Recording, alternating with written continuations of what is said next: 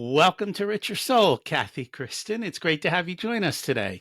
I'm so excited to be here. Thank you, Rocky, for making time for this conversation.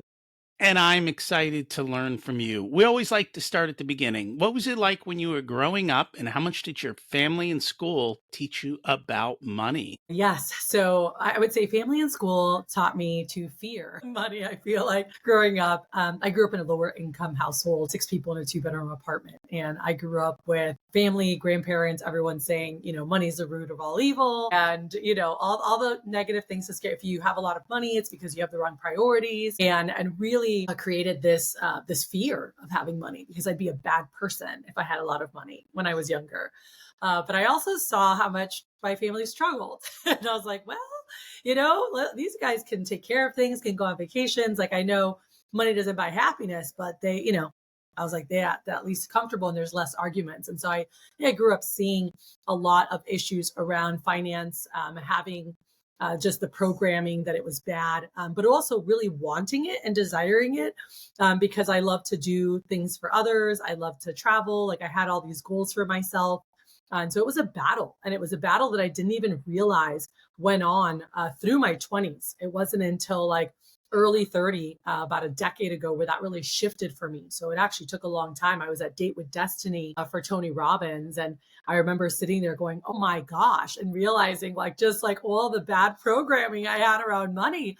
And I was really good at making it. I mean, I was making six figures by 21. I was earning over 400 grand by 25. And I was really good at spending it all or giving it away. So that didn't shift until a little bit later. But I had a lot of love. But definitely my family struggles with finances big time until my siblings and we've cut that curse. So, what happened at Date with Destiny that changed it? I think we were going through a meditation, one night talking about things and just kind of seeing where we were through different parts of our lives. And as I was going through that, I just had this aha. I was like, oh my gosh, like all of the as he was talking through it, it was like all the things that you can do with money and how you can impact. And all of a sudden this like aha of like, okay, more money equals more impact, right? And I really realized like it isn't like it was the financial, there's two aspects of it. So let's say this, rewind, because one thing for me, I knew that I wanted time freedom. I wanted to create businesses that gave me space to live life because to me, yes, there's a dollar side and I love having the financial ability to be able to impact, to be able to give. But really, to me, wealth isn't just measured in dollars. It was really measured by the amount of time that I had to enjoy what mattered most. Because I was earning 400 grand at 25 years old and I hated my life. I was burnt out. I was overworked. I was unhealthy. I mean, it was awful. And I was like, if this is success, like this is not for me, I guess. I don't know. And really at that age is where I had to redefine, success for me. And it wasn't, and I still kept earning money and doing good things with it. But at Tony Robbins, it really clicked of more money equals more impact. I was watching all the things they were doing with their foundation and all the ability they have to bless. And I was like, I want to be able to do that. I've done that at a smaller scale and I want to be able to give freely. Like on my list, I had written, I want to give away. One of my biggest goals for my lifetime is to give away $1 million in a year. That's super exciting to me. And really wealth building and setting up my kids now, for legacy in our family of, being able to provide for themselves, for their family, but like, how can we give freely? I'm so inspired by someone from my church where they give 2 times as much annually than they live with. And they live a pretty nice life, and I remember seeing that. And I was like, that's what I want. I want enough where we can live the life we want, bring people along, bless others, and be able to give back, because we can. And I really realized that like your mindset around money when I was at Tony Robbins, like really that determines your reality, and like that your beliefs really shift your outcomes. And so I started really focusing on some different mantras for myself and focuses. And it was really exciting, what I was able to do over the next 10 years. And that was kind of the question. Like, was it instantaneous, or like, did you have the aha and then you had to do the work to kind of come in line with the aha? I think that the work for me had been happening for a while, but I didn't put it all together. And there was this battle because I just kept feeling like I have this, like, I'm not a good person. Like I talked to my grandma and she'd be like, well, you just have the wrong priorities, or, this or that. And I was like, do I, it made me question so many things, because I was like, I'm a really good person. I love to give. And so I struggled with that.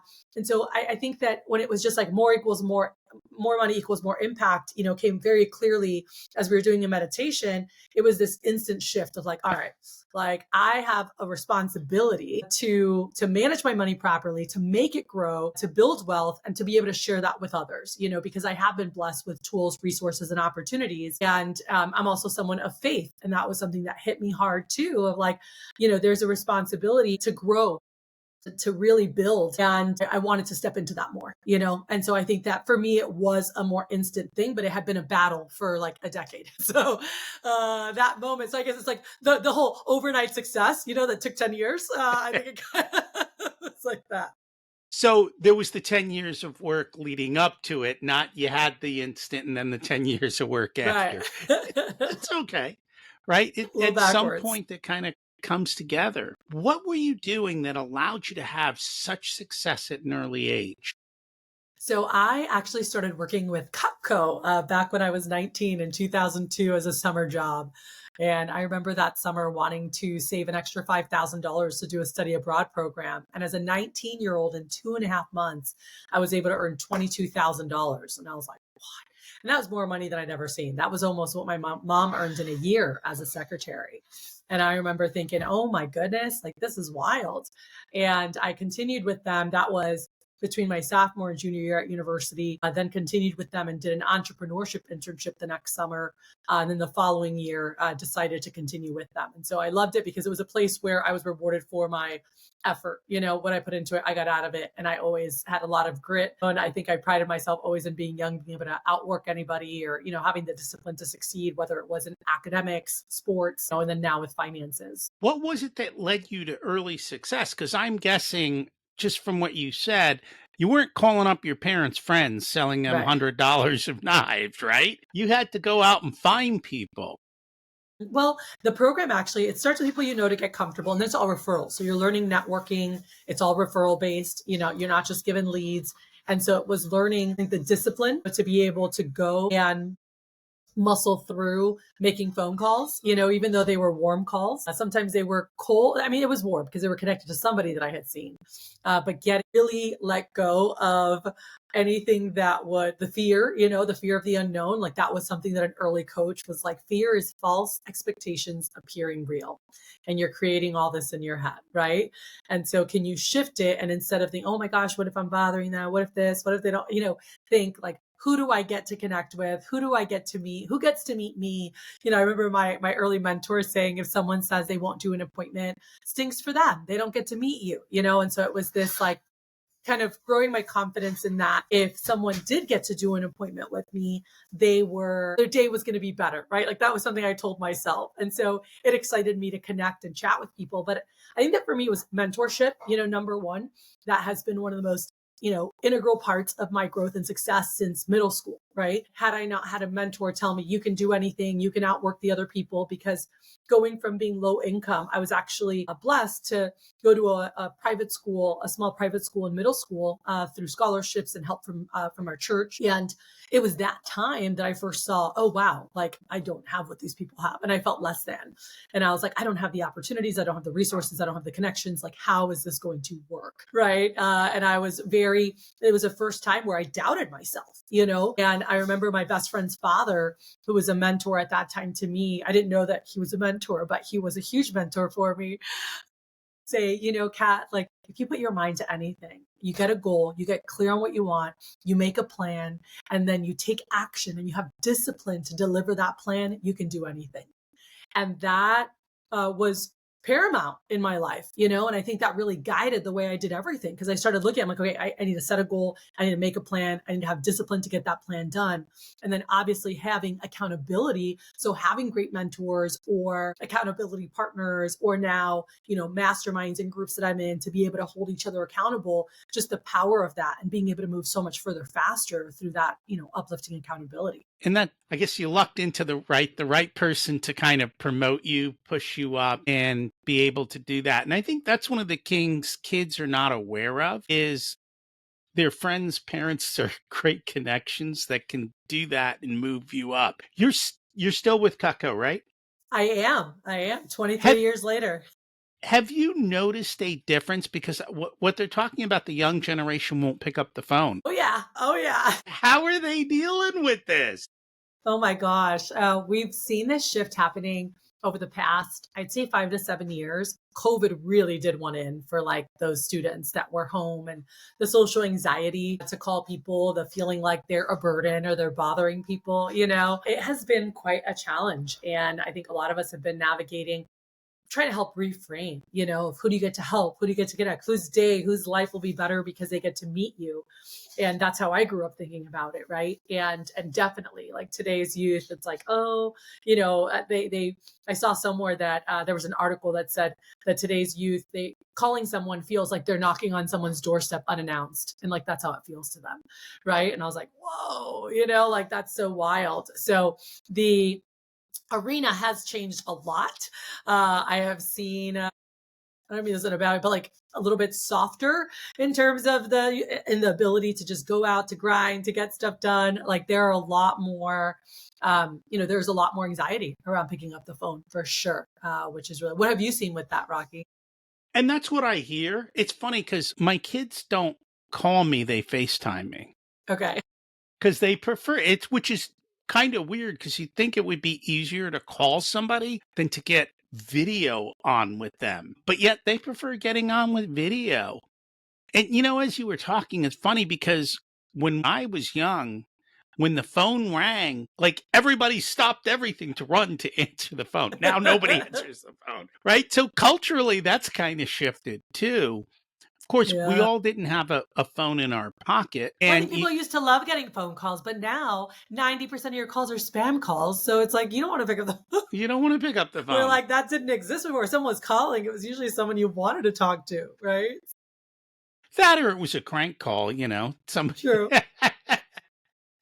But it was different, and society changes, and I guess you have to shift with that and change with that. For So are sure. they still then making phone calls, or are they texting and emailing, or It's a combination. A lot has okay. shifted to texting. I'm still a big proponent of phone calls, with our guys. And for those who are really nervous, I'm like, hey, if you want to start with text, but the goal is to get comfortable because obviously in the future, I believe, as we continue to include robots, AI, everything as it's evolving, the power to have effective communication, to have self confidence and being able to talk to anyone, anywhere, to being able to lead, right? And the higher you are up in a company, the more people report to you. And so having that ability, that confidence to execute those skill sets will take you further as we move in because a lot of the mundane, a lot of the easy tasks, they will be replaced by robots. But we still need visionaries. We still need people to lead those, to tell them what to do. And so that's where I believe being able to still do those things, being able to push out of your comfort zone really helps open doors to more opportunities that others won't have because they're not developing those skill sets. And more, that's what companies need, are the leadership and communication aspect to be able to interact with people, to do the deals, to negotiate and so forth. And I think more than ever now, we're kind of swinging back that people want to work with people, and people also relate to the quirkiness in people. Right? You find you're quirky. Like, hey, that's my kind of quirky. I want to go hang out with these people. Because For sure. back in the day, you couldn't find your quirky. You had to deal with who was around you. Now, people are able to segregate and find those groups, but you have to be able to get out and do that and talk to people and make those kinds of communication. So is Cutco what got you into self development? For sure. Yep. Okay. So I think that church a little bit, but it was different, but in terms of being your best, being at your best, I think that growing up in my faith, like there was an aspect of personal development included in there. But then it was really starting working in sales where there's so much mental management, to be done. And that became such a big focus, was being able to show up, to persevere, like learning all these tools to be able to be resilient and really become unstoppable. I believe that that was through Cutco. They introduced me to Brian Tracy. They introduced me to Tony Robbins. They introduced me to John Maxwell. They introduced me to many other greats, that I started listening to cassette tapes and then I was reading books, I'd get them from the library and really understanding the aspect of self-awareness, and a lot of empowerment came through that for sure. And now you've kind of taken it to the next step. You're also part of GoBundance. We've had Tim Rhodes on, Aaron Bradley was on just recently, who's also part of GoBundance. And Mhm. actually Mandy McAllister was on. She's part of GoBundance. Kelly Resendez was a long time ago. Yeah. So it seems like, it's funny how all of those connections all came to me separately, Oh my right? gosh. It wasn't like this one got to that one. It was all Uh-huh. just separate introductions, but people who are successful end up in those same kind of groups. So what brought you to GoBundance? So I had the I guess honor and pleasure originally to be asked by some male friends that worked in GoBundance when they were looking to launch a women's division to help be one of the founding members and help get things off the ground. And I served as our operating leader for a couple years, and then handed that baton to Mandy, and then Kelly, Mandy, and myself took over 2 years by women for women 2 years ago, and it's been incredible. And for me, it was really the desire to find other high powered. I think that I loved being the only woman. I'm one of two women in my role in North America. In Cutco, I have other businesses and consulting and speaking and training that I have as well. It once I hit my mid 30s and I was thinking about settling down and settling down, I still travel all over the world. My settling down was more just having someone that I like compromised with, getting married, potentially having kids.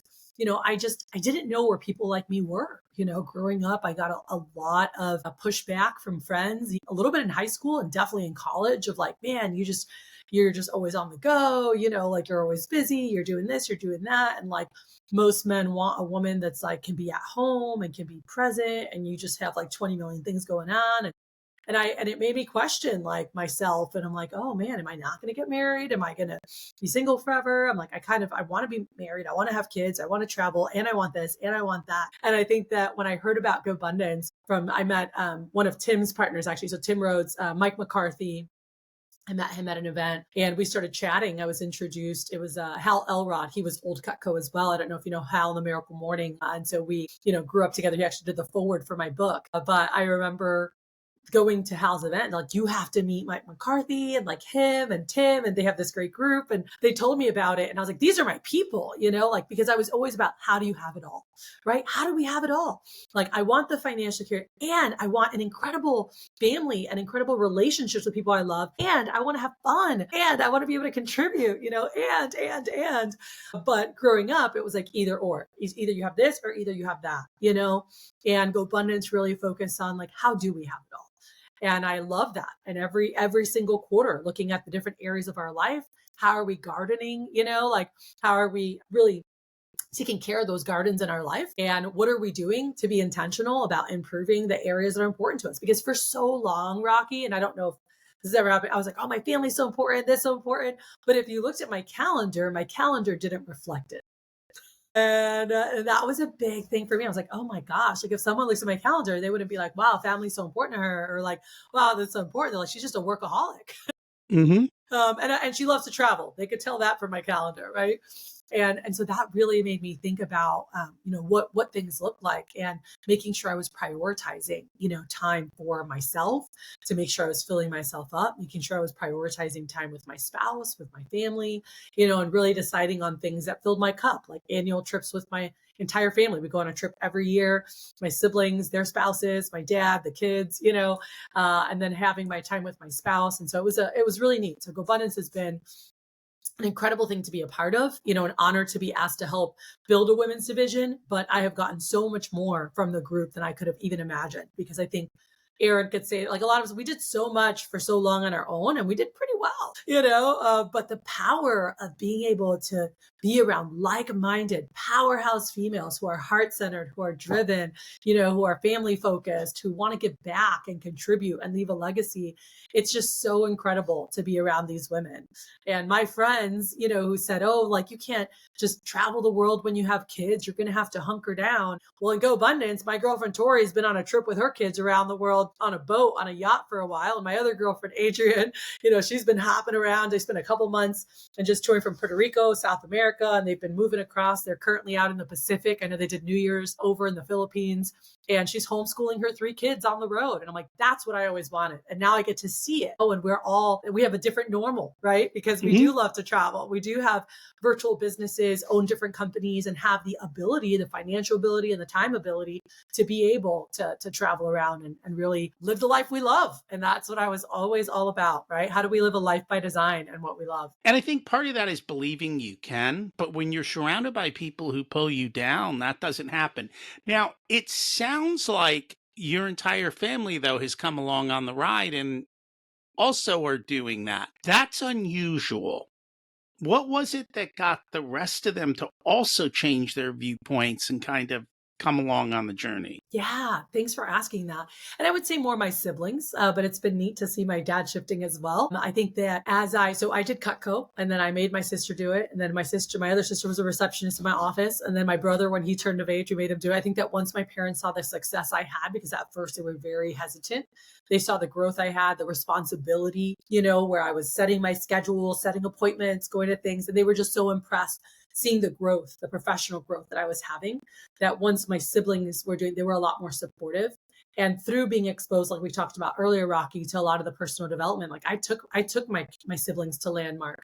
I took them and invited them to Tony Robbins. I took them for these things. And we basically all committed to each other, like kind of the buck stops here, like the poverty that's been passed down, for generations in our family, like that stops with us. It's so neat to see that, my siblings and everyone is, multimillionaires or millionaire to multimillionaires, and our kids will grow up very differently. How we're setting them up, the conversations we're having about money, teaching our kids about money, teaching about not just saving, but wealth building. Because that was another thing, right? I learned about save. Oh, you need to save, but I never learned about wealth building. And so really being able to teach our kids like what the power of compound interest, the power, of what can happen if just a little discipline every week, if they put away $25 a week of their money from working, what that is going to mean, 20, 30 years from now. And especially now in the age we're in, innovation, technology, everything happening with AI, and just like the multiplier factor with crypto and with all these different platforms and new things. Like I feel like we're in back when I graduated college in 2000, when the World Wide Web came out, right? And like all these things and so much opportunity. And so I'm super excited. We talk about it all the time. We have a siblings chat, my brothers and sisters, and we all talk about what's happening. Hey, I'm investing in this. Hey, look at this. Hey, check this out. And those are conversations we never saw any of our family have, right? Like they didn't really talk about money. And for us, it's like, how can we help each other keep growing? And hey, I heard about this. What do you think about that? And being able to share resources, videos, like we have our own little chat where we are constantly talking about what's happening, how we set up our kids, right? So my dad has life insurance, and then my brother's like, well, I set up a Bitcoin account with this, and we're just having them put money into here, and just being able to diversify at a high level. And it's so neat. These are conversations I would have never thought in my youth. And even my parents are like, huh? So that's why I say, I'm like, I don't know that our whole family's for the ride, but our generation, and one of our cousins has really clung on as well. She's like, you guys are doing great. I want that. I want your life, not that life. And she opened her business. She opened a second location of her business. She's been investing. I'm always inviting her, to personal development conferences. She went to Tony Robbins, and it just makes a world of a difference. I mean, it comes down to mindset, right? Like what you believe, what you think can happen. Because there are tools and resources to do anything that you want to do, period. Like anything that you want to do. There are guidebooks out there, unless you're a complete innovator in a whole different realm, which if you are, you probably have the brilliance to do so. But, there are so many things that just show the the circle of life. And so many things, like history repeats itself, right? And you see it in different ways. And yeah, it's a different era now than it was before, but there's just things that we see patterns, and being able to learn those patterns, evaluate them, whether in the stock market, whether it's in real estate, whether it's in, different markets, just so important. And it's been so fun to get to do that with my siblings, and we're so excited for our kids. We're like, man, they're so lucky. They get to grow up around all this, and they get to start investing young, and they get to learn things we had no idea about until our late 20s or early 30s. They're going to know that from, now, it's already like, hey, let's look at properties. Let's look at this, and starting to teach them. So my husband and I can't wait. Our oldest turns 5 tomorrow, and we can't wait to start involving him. We've already started teaching him things, but involving him when, letting him watch when he's doing trading, and then being able to explain things to him, and letting him put in, some of the receipts, or helping look at what the expenses were for the year, what we spend in each areas, how can we come back? And, we have big plans, now that he's closer to an age, usually between 5 and 7, they start understanding a little bit more, and being able to incorporate them into family meetings and decisions. Hey, here's the money we have to invest. Where do we want to put it? And I just, even if they don't totally understand it little, just being exposed to it creates a whole new vocabulary for them financially. That's going to be a game changer in the future. It is. My kids are older. We went through all of that. We had those conversations. It works. It's doable. What were some of the things you did that you're like, I'm so glad we did this work? Because as I'm starting on the kid journey late, I love to learn. So, and this one's debatable. No, and I'll tell you why, but we were very intentional. We gave our kids allowance. We did it because we didn't want to create money scripts. We didn't want it to always be tied to friction. We wanted to put money in their hands to let them learn how to spend money. So when they got their money, they had rules. You had money for saving, money for spending, and money for giving. And then once they had money, we stopped buying them like some of the daily things. So if they wanted candy or ice cream, well, you have money, you are free to buy what you want. And then we would start conversations based on that. And you give them opportunities to earn extra money. We did it with cash, which I think in today's world is a missing link. When you start handing your kids a whole bunch of dollar bills, after a few weeks, they got this big fat wad of an envelope, right? They can physically see their money growing. They start to learn. And if one kid spends a little faster, they start to see those differences. Wait, he got to make a choice that I didn't get to make. So you're teaching them delayed gratification. And then you're teaching them investing. You're teaching them how you're making money, the value judgments with money, all of that stuff. But you got to play. It's like golf. You can read all the books you want, but until you swing the club, you're not going to learn to play. So you got to get money in the kids' hands so that they can learn to play is really what it comes down to. There is that other side of the line is if the kids are given too much, they lose the grit. I'm not making a phone call. Mommy's paying for everything. Why I got to do that? Little bit of entitlement. So you have to watch that fine line very closely. Yeah, I love it. Thanks for sharing. Out of curiosity, you've been to Landmark, you've been to Tony Robbins. Differences, similarities? Both, right? I would say, for a lot of friends, and as I've recommended Landmark, I feel like Landmark, and especially for my friends who are more like introvert, more quiet, I feel like that's a better introduction into the personal development world because it's not as like hype and jump and high five and like my reserved people, they're like, what is going on, right? So I like that Landmark has a lot of tools where it's exploring more just who you are, like why you are the way you are, right? Like, it's like, what has made me me? And at least their introductory program really focuses on understanding fully, like, why am I the way I am? Because a lot of times, oh, this is how I am, this is how I am. But really, it were things that happened when we were younger. There are some things we were born with, but we also went through different experiences. We acted in a certain way. We received a certain outcome, and we created different pathways, neurological pathways that let us keep doing that over and over. And it became part of our programming. And so I really loved how it took you through that process where there was this different level of empowerment in terms of I can create anything because these things happened that created me to here. And I did those on autopilot or without intention. And now I know exactly where I want to go, and I can make intentional choices to reprogram myself to get to where I want to be, or act a different way. Like for me, I remember being there and like I was very explosive. I had a really nasty attitude in my youth, total Nuyorican. My mom was grew up in New York, Puerto Rican, and oh man, could I explode on someone? I remember seeing that. I'm like, oh my gosh, this is not who I want to be. This is not how I want to be. But it was the way I was. But really, it was what I saw. It was conditioning, right? At home. It was what seemed normal. And then understanding like, wow, by seeing this or these things happening, this is where I came to. It gave me a lot more empowerment, and belief that I could go anywhere. So that was kind of that was actually my first taste in the personal development world. Now I had read books from Tony Robbins and heard cassette tapes and things earlier, and I really loved a lot of the things he spoke about, but I really loved how Landmark laid things out in that way. I think that Tony does a phenomenal job with really understanding the track that you're on and really getting clear on where you want to go, and different tools to help you change your state and all these different, like they go very well together. But I recommend both all the time, and I let people know, Tony, for me, as you dig into his programs more, like his flagship program Date with Destiny was one of the best things I've ever been to. But Landmark was also, at the time when I did that in 2006, that was a game changer for me. And then I did Date with Destiny in 2014.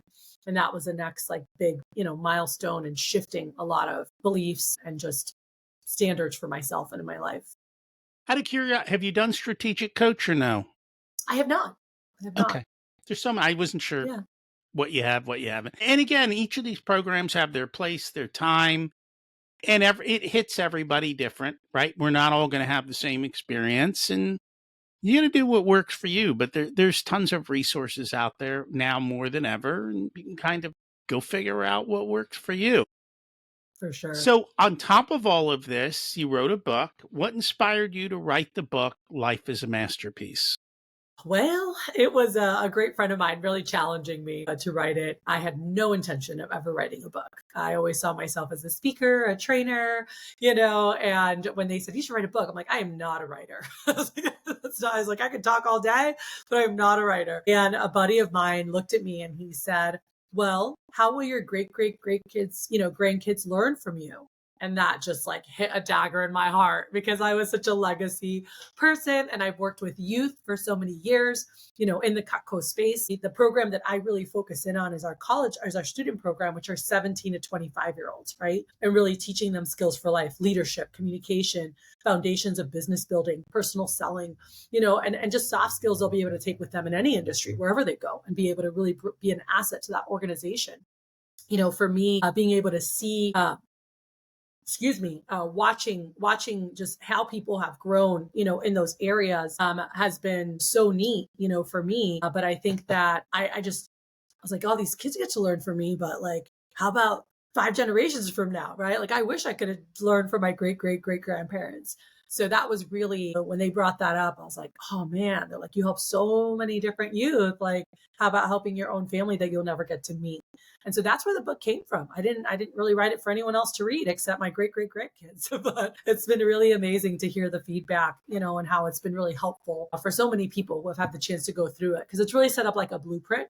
And so every chapter has a pause and reflect exercises. The end of every chapter has a design exercise that build upon each other, and so when they're done with it, like there's really a blueprint in terms of where they want to go.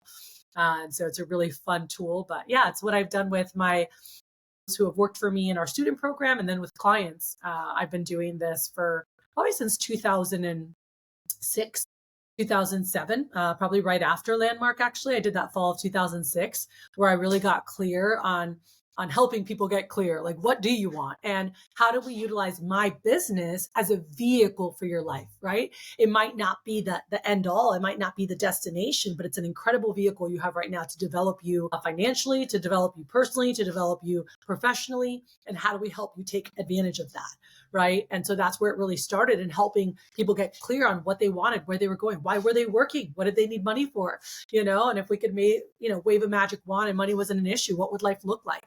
And then really aligning their plans and their work in alignment with that vision, because I think that too many times I've seen so many times people create a business or create something that is just not in alignment, with the life that they want to live. And so even as I do business consulting for for clients and companies that we work with, it all starts with, when I'm working with an executive or an entrepreneur, solopreneur, it starts with, all right, so tell me about what you want life to look like in 10 years. And they're like, huh? And they're like, I hired you for business, right? Like, I need help in my business. And I'm like, well, the way we're going to structure your business is really dependent on where you want to be, what you want life to look like. Like, I need to know where your vision is of, like, are you stationary? Are you in your hometown? Are you traveling the world? What do you have the ability to do? And really learning these things and then being able to reverse engineer that, So, but the book came from my great grandkids, long answer. And it's really just a compilation of, like, the work I've done with clients for years so that they'd have a chance to go through some of those processes as well. They can just watch this video. They'll have it all. It's funny because I have found very few people take the time to really decide, what do I want? And then reverse engineer their life to be able to have it. I mean, that's the way I built my business. That's the way I built my life today. I decided what I want, how I want to do it, including location, time, money, all that stuff, and said, okay, if this is what I want and this is the kind of work that I really enjoy doing, how do I make that all work together to be able to do that? And I think a lot of people don't believe it's doable. A lot of people don't think about it, but the reality is, if you do, you can get there. Now, it's not going to happen overnight. Nothing ever does. But over time, you're definitely able to achieve all of that. Absolutely. So that was the first part of the book, right? Well, I mean, the book is, what do you want and why? And then how do you get it, right? And so the nuts and bolts, that's what I get paid the big bucks for, on helping people strategize. So I've always said I'm more of a business strategist, life and business strategist. And then the last third is, how do you sustain it, right? Because life happens. And so knowing, whether it's morning rituals, circle of influence, overcoming adversity, mentors, people, and just how to set it up so that you can actually get this done. Because I've seen for too many years, people put together these great plans, but then something happens and it just falls apart, right? Or they lack the discipline to take action on that. And so that's where the accountability piece is really important, right? Is it just accountability? Because I find even with accountability, most people don't have discipline. Yeah, I think that when you get to the core of why someone really wants to do something and connect it to something that's actually really meaningful, like I think about for our salespeople, for example, I want to make this much, or I want to do this money, or I want to do this to go here. It's like, well, why? Why is that important to you? Or like, I want to take my mom on this trip. Great. Why is that important to you? Oh, well, my mom doesn't get it. And I'm like, okay. And why does that matter? Right. And they tell me, and I'm like, okay. And then, and why would that do this? Like, I always call it my 3 whys test. I like to ask why about something at least 3 times, because I found that the answer you start with here and the answer you get to is real. Like, I'll have people well, this happened, and growing up, we never had this. And I'm like, that's okay, cool. That's what I want to know. And so now every time they make a phone call or they have rejection on the phone or something happens, it's reminding them of that. And it's like, hey, like, you got this, like, mom to Europe, right? Like, we got to, whatever it is that triggered them, I can bring that up and understanding. And so I think that a lot of people set goals and they have a plan, and it's not necessarily like just the, lack of discipline, but it's really like, it sounded good, but they're not really that attached to it. And so I think that when there's that leverage point, and that's something Tony teaches too, of like, well, what would happen if you didn't do it? Who cares? How about if it didn't happen? And they're like, oh, I don't know, it wouldn't matter. Well, then that's not really a goal that moves them, right? Then I'm like, then what are you actually working towards? And what would be exciting? Would it be retiring your mom? Would it be being able to buy a first investment property, buying a home? I helped a 19-year-old buy a house for his parents. Like, that moved him, and that made him work and be disciplined to his goals, because he was on a mission to get mom that house. And so I think that people just really need to have a goal that why is that really important to them, and something that actually moves them. That and the accountability piece now comes with reminding them of that. It's like, hey, you're going to do this, or you're just giving up on that, or you're no. They get refocused because it's actually something that they care about. And that's made a really big difference, when I've coached people or worked with people, whether, clients with companies or, individual salespeople. That's been a big factor of really digging in, because I found that when the why is strong enough, like there is discipline, and they might get off track, but if they have accountability and they have mentors of people that they trust, those people can also help get them in check, like they'll get back on track to what they need to do if it really means something to them. And that comes down to, and you kind of said it, until you hit that emotional chord, it's not a real why. And I think more often than not, people are buying the Instagram why. I see that beautiful picture on Instagram. I want that. But they really don't. They just see something and they're enticed. It isn't personal. It isn't driven. There isn't that fire in the belly, that motivation, that emotional response to it. Until you get to that, it's not real. And I Mhm. think that's probably why so many people struggle, is they don't have that emotional part in that part in there Mhm. tied in. Yep. And I remember hearing, I saw that back when I first went to Tony Robbins to UPW when he walked through the Dickens process, right? And that was something that stuck with me, where it was like, if you continue on this path, like where will you be 10 years, 20 years, right? And like making it that worst case scenario. But I remember Tony sharing once, like this man that kept trying to wanted to quit smoking, right? And he couldn't quit smoking. And the leverage point for him, what really mattered wasn't quitting smoking. What really mattered was being able to walk his little girl down the aisle when she got married. And when they said, you keep up with this, you're not going to be around to walk her down the aisle. And he stopped smoking, right? Like when something really matters, like that's where change happens. And so I think that the best coaches, mentors, supporters can really dig in and find that and help you find like, what is it that actually matters? Like, what do you really care about? Because that's what you're willing to move mountains for. That's what you're willing to follow a plan for, is like, if there's something, it's not just losing weight, but for me, it's having the energy to run around with my grandkids when I'm like 90 or 100, because I didn't have kids till my 40s.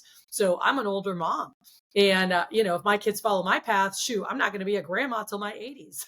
So being, eating the right foods, all this, it's not just about, oh, fitting in my dress. Like, no, there's a much bigger why. It's like, I want to run around with my kids. I do not want to be like with respirators and in a bed and, immobile. Like, I want to be able to run a marathon. I have that on my dreams list, to run a marathon in my 80s or walk one. I was like, I want to walk a marathon. That's what I put, and be able to just go and walk for a whole day, and I can do it, And so that is something that I think that a lot of people, they just like set things that sound good or would be nice. And it's like, and how about if it didn't happen? Would it matter? Not really. Well, then it didn't matter, and you're probably never going to do that. So what does matter? Like, let's really dig in. And it's a lot of fun being able to figure that out. But once someone is connected and you understand, like, as I have business clients, and their companies are like, these people are just kind of like going through the motions, or like there's been stagnation, or the culture's not growth focused, we're able to dig in. That's something that I'm like, and I said, do you know why your people are working?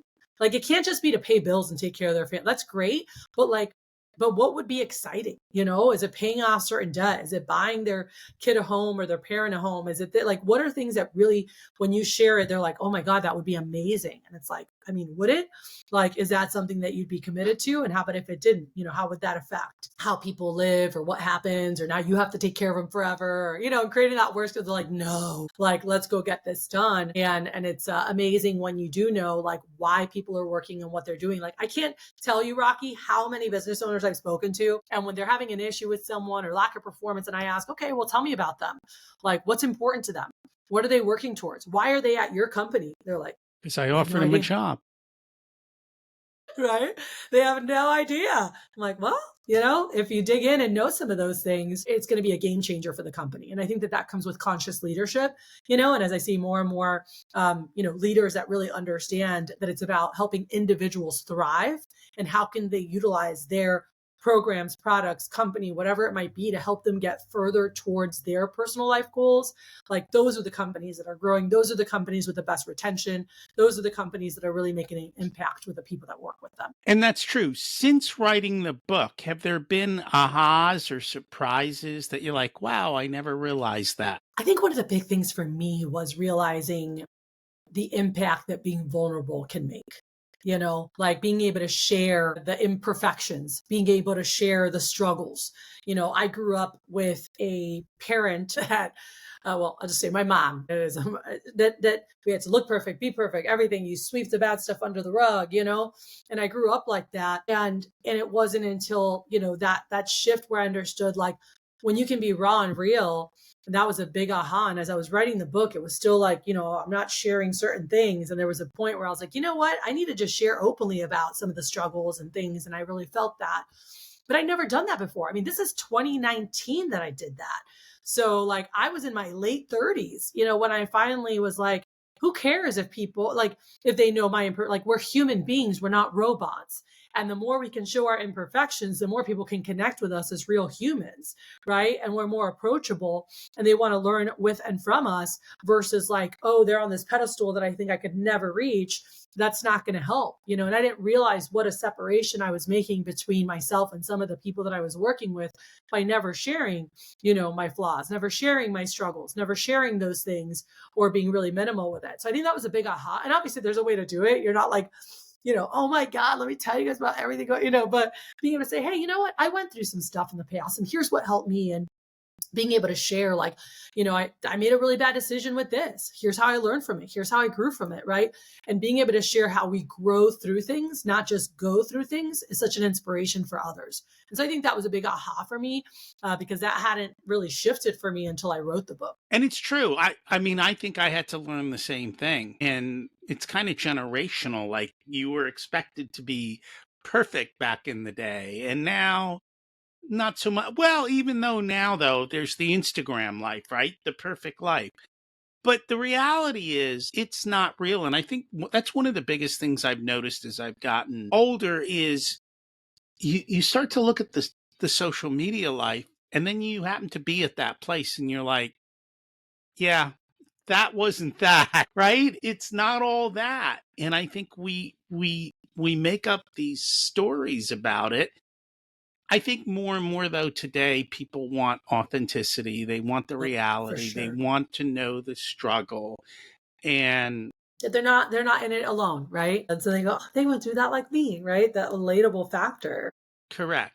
makes people feel, I think, a lot more at ease versus like I could never match up to XYZ expectations or, putting that pressure on themselves. Now, there's one thing that I struggle with this though. Because they hear somebody tell a story of the problem they were in and how they kind of got out, that person got out because maybe they were lucky or maybe they found a path that worked back then. And now they're trying to tell everyone to follow this path. And it's like, whoa, just because it worked for him and just because it worked then doesn't mean it's going to work for you. And what he didn't realize is the path he's taking is putting him into other danger that he hasn't hit yet. So be careful who you follow. Yeah, I think that, when people are looking to persevere, grow, like there's so many examples of people who have, done things, been there, but a lot of it I think has to do with really seeing the focusing on the personal growth and development, focusing on going inward, right? Like things that work forever have worked are being still, being quiet, listening, right? And so meditation, I heard someone say, prayer is when you ask for things, meditation is when you actually listen for what's coming, right? Mm. But like being able to slow down, as leaders, because we have so much wisdom within ourselves and we have so much intuition. And I feel like so many human beings are scared to trust themselves, So they look, what did they do? And it's like, sit and listen. Hey, how do I feel about this? Like, do I feel, because it comes down to self-awareness, focus, vision and focus, and being able to shift yourself. Like a lot of it is what you're focusing on, because what you focus on expands. And so if you're focusing on everything wrong that's going in your life, you're going to have more of it. And let me tell you, I was a culprit of that at one point. I'm like, oh, this is wrong and this is wrong and this more stuff kept going on. I'm like, oh my gosh, when it rains it pours, right? Like don't say like all these things are stacking. And so knowing that like our words create so much, right? And so regardless, someone's done that, it doesn't mean that that's the exact thing. Like what they did is they got clear on something they wanted. They made a decision to make a different choice, right? To shift them. And that doesn't mean you have to make that choice, but looking at, okay, what is something simple and easy that can help change my focus, that can help change my state, and for some people like my husband, it's like exercise a lot of times, that'll really help shift him. Or if he's going through something, he's like, I'm just going to go for a really long run and then be able to journal and, get clear on things when there's life transitions, and really seeing, okay, what gifts do I have how can I utilize these, and being able to find people that can help bring your gifts out and help you tap into your genius, and really help you shine your light and not necessarily do it just like me. But there are great models, and that's awesome too. But like you said, be careful who you're modeling. And I think doing your due diligence, doing a little background check. If there's someone that you're like, I want to do this just like them, make sure that you take time to look at that. And that's something that we've all learned and made mistakes with, like I was always too trustworthy. And I realized like some people are just, they look nice, but they're not. And so we need to do background checks when doing deals, different investments, making sure that you're taking time for those things and not just, oh, this person worked with them and this person did that and like going to do the same thing, because also different seasons, different markets, different, you need to check on all those things. And that's another aspect of it, more on the financial or investment side. But absolutely, I think that I just wish that more people, and we're seeing, I think that in our world, I keep seeing it more and more and with youth, but like would really take time to go in to really understand why they are the way they are. And that's what I love Landmark and recommend it for so much. But you don't have to do that, but really getting clear so that you understand, like, where did your strengths, talents, like how did these personality traits get created? Again, there's some things that you're born with, but a lot of things are developed through your youth, and how you act and how you got rewarded for an action. And then it being like, oh, I should keep acting like this. Right. So the more people can tap into that and really own their uniqueness, their special, versus trying to copy everybody else, that authenticity of who they are and how they show up in the world. There's a lot of beauty there, but not everyone has the confidence to own their quirk, right? Like we talked about earlier, their quirky or whatever it might be. So really encouraging more of that, because the world needs that, more individuality. It does. And more love. the inward journey is one that most people struggle with because you have to face the mirror. And a lot of people who get wealthy kind of realize that because they get the money and they're still miserable. Mm-hmm. And so they are the constant, and the constant needs to change, and they need to look within and make those changes. Otherwise, nothing is going to change. It's all them. And we all have to go through that journey. It's a constant, continuous journey until the end. You just keep going. It is. So make sure you've got some great people to do it with you. Like I always say, I'm like, if you don't have, some people, it's all family and that's amazing. But then there's also your chosen family, right?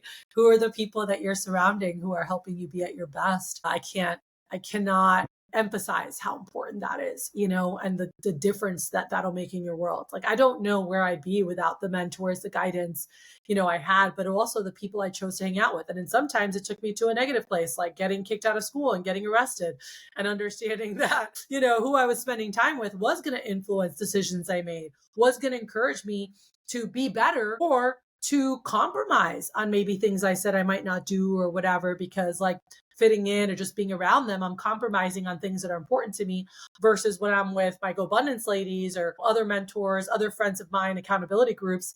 It's like they make me want to be better. They make me want to do more. I'm like, man, like it's so life-giving and stimulating. And you have people who are more than willing to share, their journey, their processes, their struggles, their lessons, to help shorten your learning curve. And like find more people like that, who want to give back, who want to pay it forward.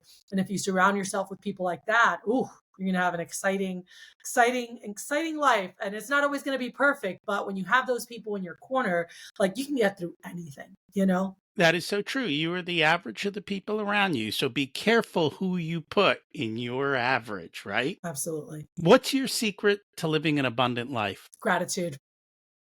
Yeah, that tends to be the number one choice of everyone. Yeah. It comes up more often than not. And you know Really? what? It doesn't cost anything, right? It's just being happy with the simple things in life.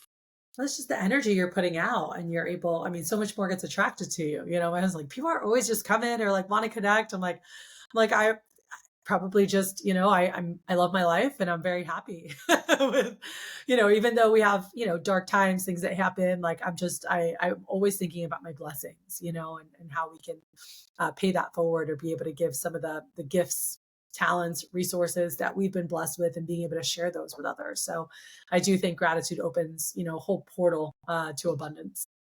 That it does. What did you learn later in life that you wish you would have learned sooner? More money equals more impact. if I was, beating that drum at 19, oh man, that'd be real exciting now.